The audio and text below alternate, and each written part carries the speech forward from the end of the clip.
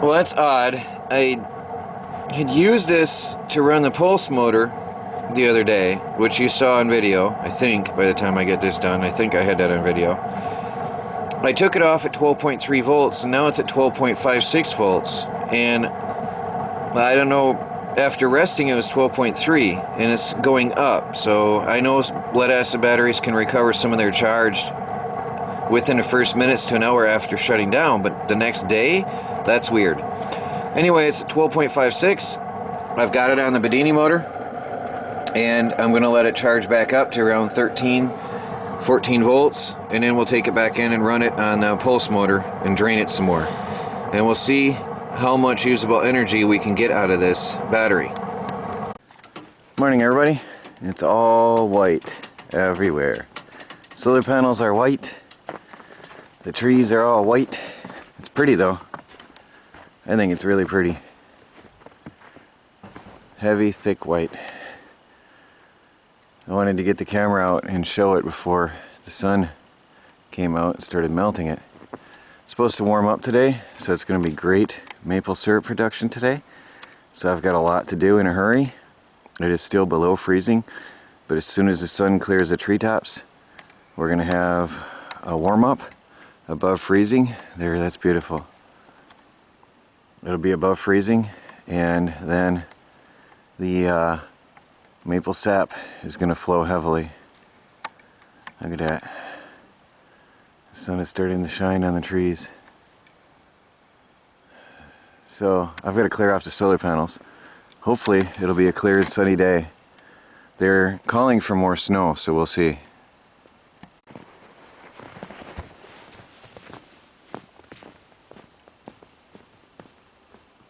So it continued snowing all night, even after I shoveled all the pathways.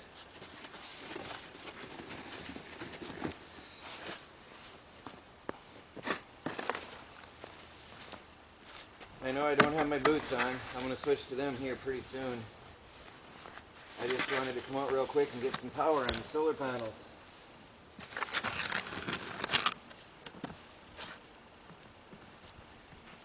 Now, in the broom.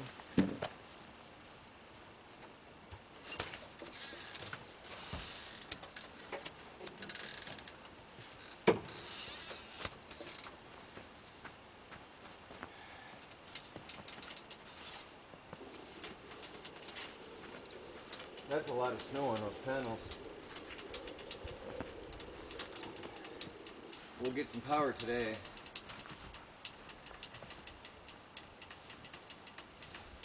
It's all light and fluffy, so I definitely have to get it out of here before it gets warmer, and it makes it harder to move.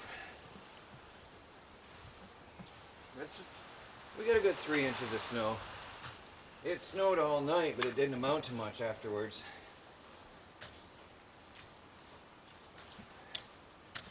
The bulk of the snow was during the day.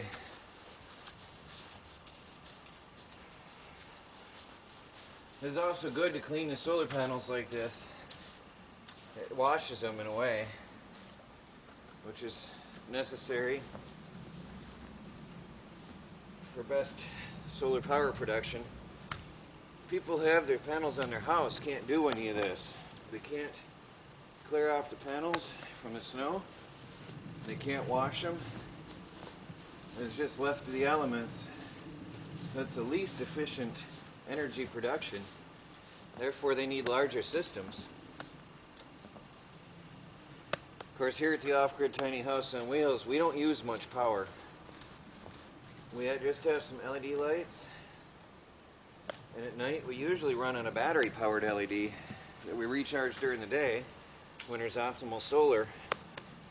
On a cloudy day, we don't, so we have a couple battery backups for the evening times. And everything is battery operated to reduce power consumption at night when the sun is gone. And the only thing we really use on the power is my laptop. Sometimes Melanie's laptop, and occasional lights like in the kitchen, and charging our little devices as needed. I don't even blink at that, but that's really nothing at all. Now the fun part, to get the big ones. Let's see if I can get it. Can you see? See if I can reach that with a broom without getting myself all covered in snow.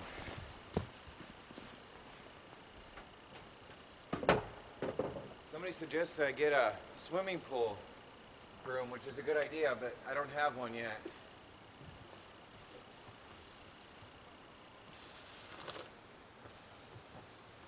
Oh, the snow on that's frozen on. It's pebbly. I might have to get a ladder.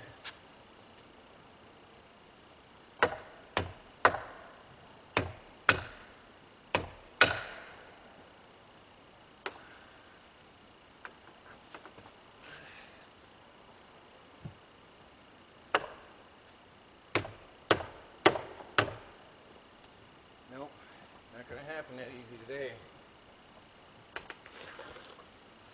I do gotta get an extension broom. Definitely. Alright, I'll have to come out with a ladder later.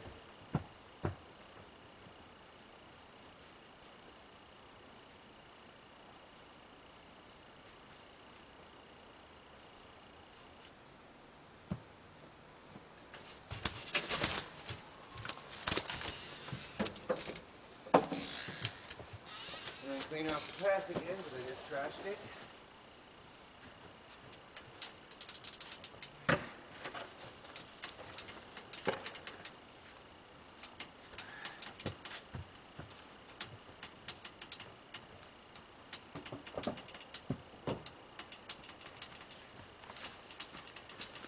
Well, there we go. For now. I'll get the ladder out in a while. Oh, there, see? That's what I'm talking about. See, that's what I mean. It's starting to fall off. It's actually quite pretty as it falls. But that snow will start to fall off the trees really soon, and then there won't be anything. Won't even be a trace that it ever happened. There, it happened out there in the forest again, too. See the sun shining through it. Doesn't take much. That sun starts to shine and it starts to fall off the trees right now. So I got the camera out at the right time. There's a mist over the earth. Here and there. Probably a falling snow in the air. I don't know, it could be the smoke from our wood stove, but I don't see any anywhere else. It's weird. That's pretty. It's starting to fall down. Wish I could stand here and show you more, but got chores to do.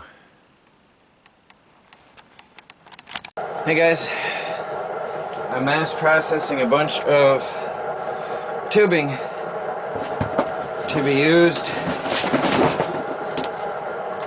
for tapping trees right now. Actually, I'm mass processing a bunch of milk jug or water jugs. I keep saying milk jugs, as well as the taps and hoses.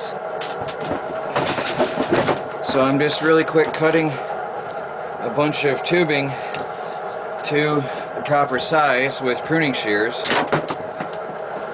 And I've got all this large carton full of water, 1 gallon water containers that I'm going to set up, and I'll pre-drill them all and then put the tubing in the tops of the jugs. I'm also going to put a breather hole in the top of each of these jugs, a tiny little pinhole, to allow me to screw on the caps tightly in case the jugs start to tip or anything. But or if I've had situations where the cap falls off, put it that way. If the ground under the jug gets unstable, the cap will fall off, and then bugs can get in or whatever, and that's not desirable. So I want to try to prevent that by just putting a breather hole in the top of the jugs this time. I guess I shouldn't process too many. I'm going to go see how this works, I've already drilled some of the caps, so what I'm doing here, I'll take a tap, otherwise also called a spile, and I press it on to the tube. Well, these are tight. Boy, it's warm in the greenhouse. What is the temperature? Oh, it's falling over. Yeah, these are really tight. I don't remember it being that bad last year. So, put that on the tube. And, yeah, that's tight. I might have to warm them up for that. Besides the fact that they're very stiff. And then I'm going to put them in the top of the jug. Okay, and then I've got myself a setup to hang from a tree. And I'm going to stockpile these real quick. Like I said, I want to put a pinhole in the top of each jug.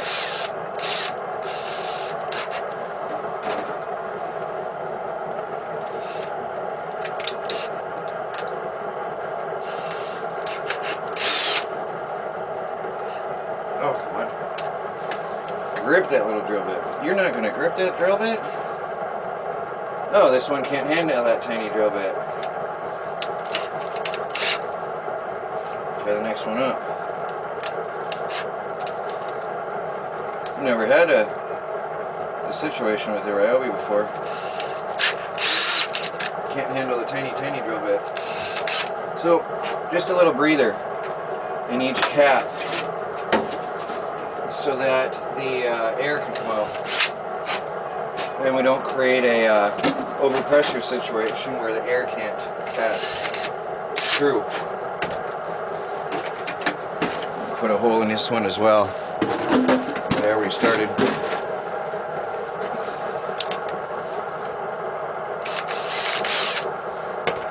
Okay. That'll prevent bugs from getting in. Right now there are no bugs, but in the mid-season there will be. And there's one set up ready to go into a tree. Okay? So I'm going to set up 4 and then I'll go outside and see how they feel before I go too much further.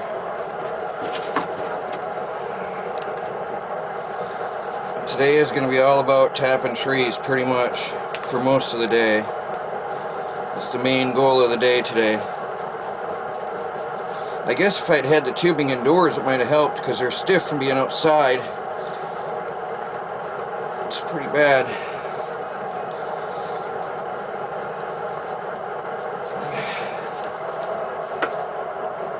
Oh, well, I'm going to have to get a lighter coat to work out here in the greenhouse, or jacket I should say. It's getting hot in here. It's already, well, it was 40 already when I left the house. 40 outside. And I don't know what's in the greenhouse, I can't see. 45, but it's too warm for a hat and coat. It's probably warmer than that in the sun here.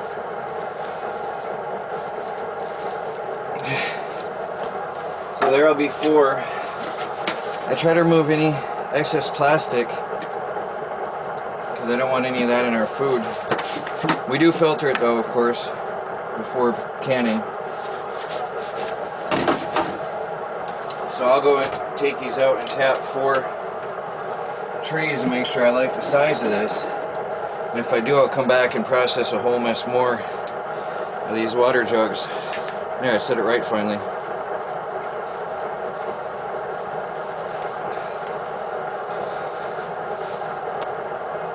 So I've got 100 taps and probably about 60 trees that I can tap that I know of. I don't have that many jugs. I don't know how many I have, but I'll do what I can.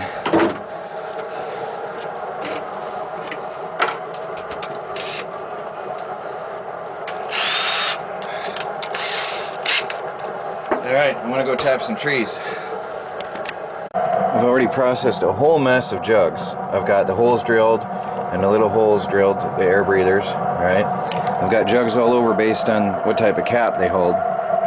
And I've got jugs that smell vinegary, and I have no idea why. They just held water, so we'll have to clean these. All of these just had water in them, and then were closed and put in a box in storage in the sugar shack until now. Anyway, I'm going to continue putting the tubing on, and I realized I can cut the tubing way shorter, so I'll continue with these jugs and get them all ready, and then get them out there on the trees. By the way, the greenhouse is serving me well. I'm restoring lead acid batteries with the Bedini motor. I'm using the workbench for tapping trees, for preparing the taps for trees. I use the workbench for varnishing our wood products. So, really good. Regardless if it's growing food right now, it's very useful because it's warm in here and it's a good place to work. And that's what I'm talking about. Efficient working this year. I'm ready to go, and going hot and heavy this year. All these are going out to be tapped into trees, and then I'm going to cut some shorter ones because these are a little bit too long for my liking. Hi guys. Well, I've got about 20 trees tapped already. The sap isn't flowing in some, but it's just starting to flow in others. So it'll be a good day today. Today's going to be around 40-50 degrees, and considering it was freezing last night, it's definitely going to be a good sap day today. So Chris is here. He's helping with preparing the sugar shack. He's cleaning all the implements, and Melanie is going to be helping. Chris is raking out the leaves from the sugar shack. So all hands on deck today. Everybody is going to be working on this business today. So I'm going to go take 5-10 of these out and size them up, see if I like the size of this length, and then if I don't, I'll come back and make shorter or longer ones or whatever till I'm happy with the size. I think that's long enough.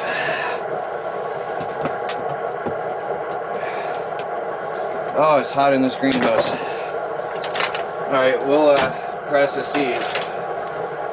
So I'll take a tube, push in a tap.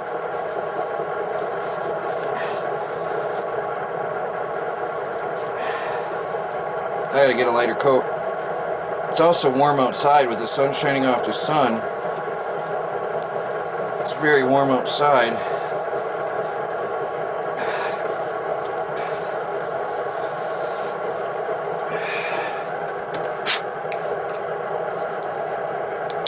That on there. That on there. And that one's ready to go out. So, just keep putting them together. I got probably 60 trees to do, and I've got 20 done. I might have 100, because it looks like I got a lot more to tap than what I think. I guess we'll find out when I'm done. I'll go give them a count later. I'm hoping to tap them all today.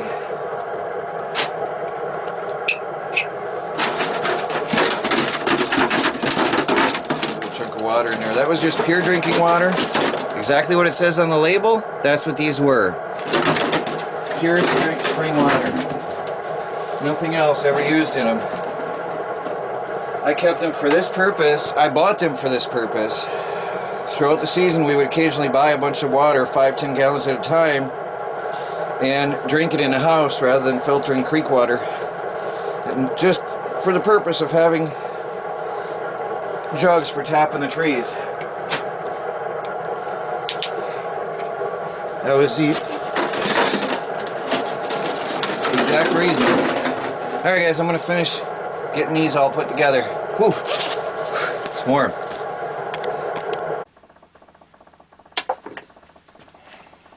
Package arrived today.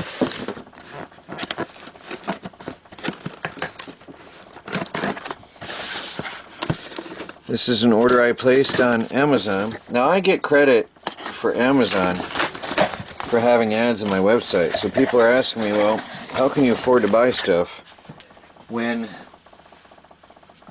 your income is dropping? Well, I get credit, so I use it for purchasing things I need. So that explains how I'm able to get these items right now in my time of need. So I save it up for things that I need like this. By the way, this is a need and not just a want, because living off the grid and having potentially well, extended energy is a good thing. This is I don't know what, Remington Industries.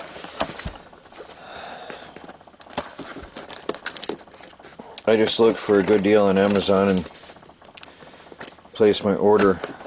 The next phase in what I need for the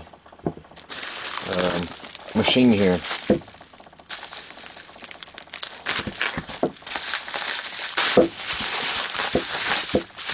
And this is some heavy duty 16 gauge magnet wire, a whole spool, and an empty spool that I will use to make my next Bedini motor later on.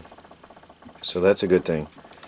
16 gauge magnet wire. Now this is some heavy, thicker wire, really thick. It's going to be some real work to get that on the spool. That's going on the toroid form on the Q3 charge accelerator that I'm working on. So I've got outside now about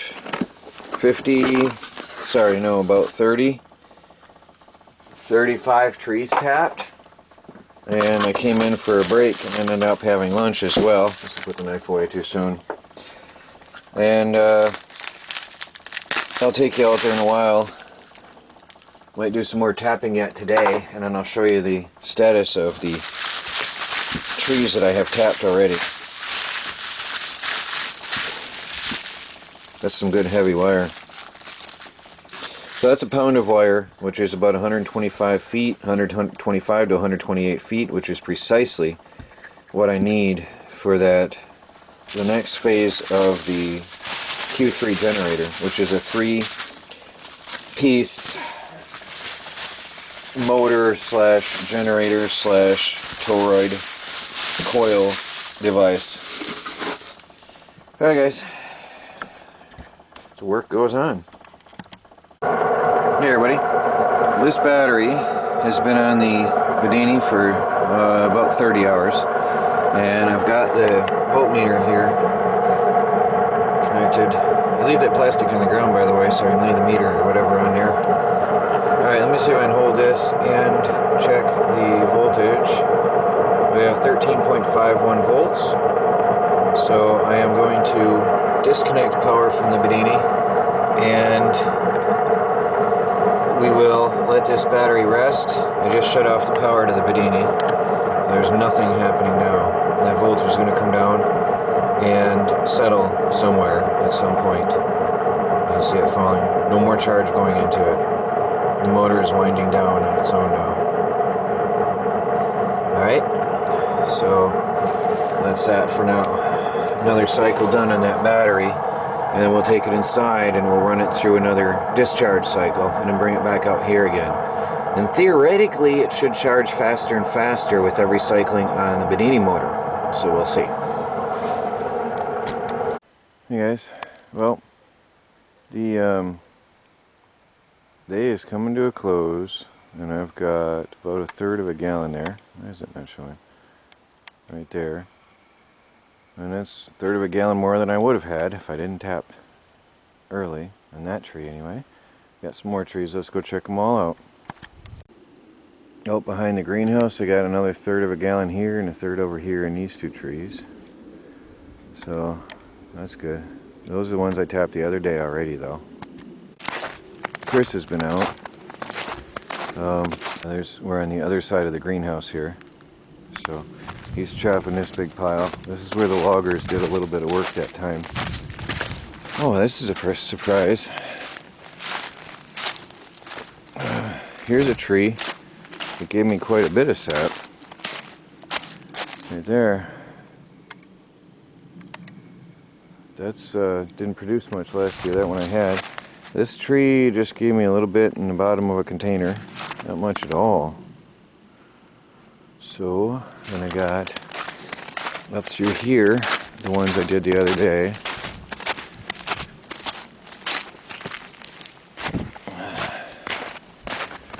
see if we got anything out here.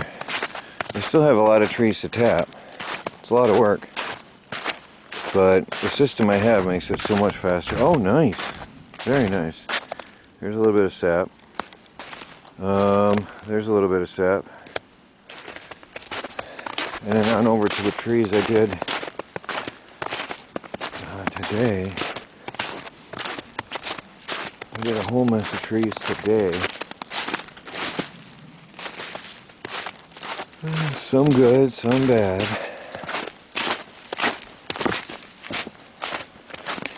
There's a very little bit. There's a little bit in the bottom. Nothing. Some of them I might want to re-tap. I'm not quite sure. There's a little bit in the bottom.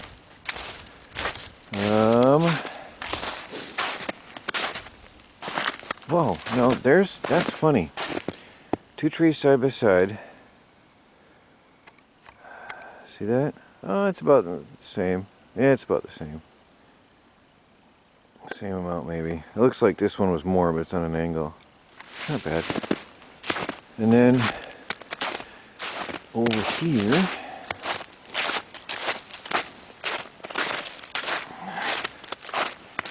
let's see what we got here. Oh, nice! Look at that. There's a large amount of sap from that tree in a day.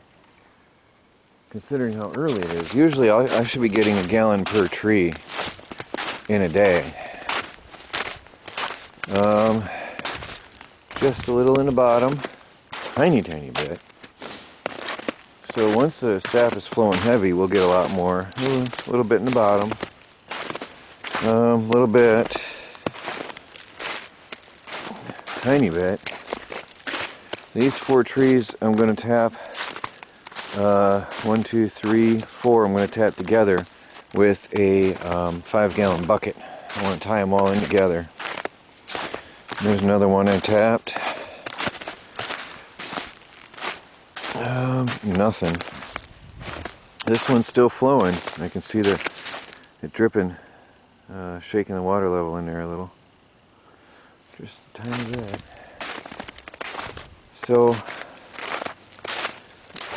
you know, it's early season. That's just covering the bottom. Early season, so I don't expect it to be flowing like water faucets, but, you know, every little bit helps now. And here is the fringe where I left off. There's more than this. I'm just going out and checking some of the trees here. Just barely covering the bottom. Anyway, there's a few more trees, and there's a lot more to tap. But there's some of them and how they produced already today. Oh boy, you can see all the green ribbons. Look at that right there. There's a cluster of them. It's a lot of trees. A lot of tapping to do. Any ribbon at all is a maple tree. People are asking about if they're all sugar maple or not. You can tap any maple.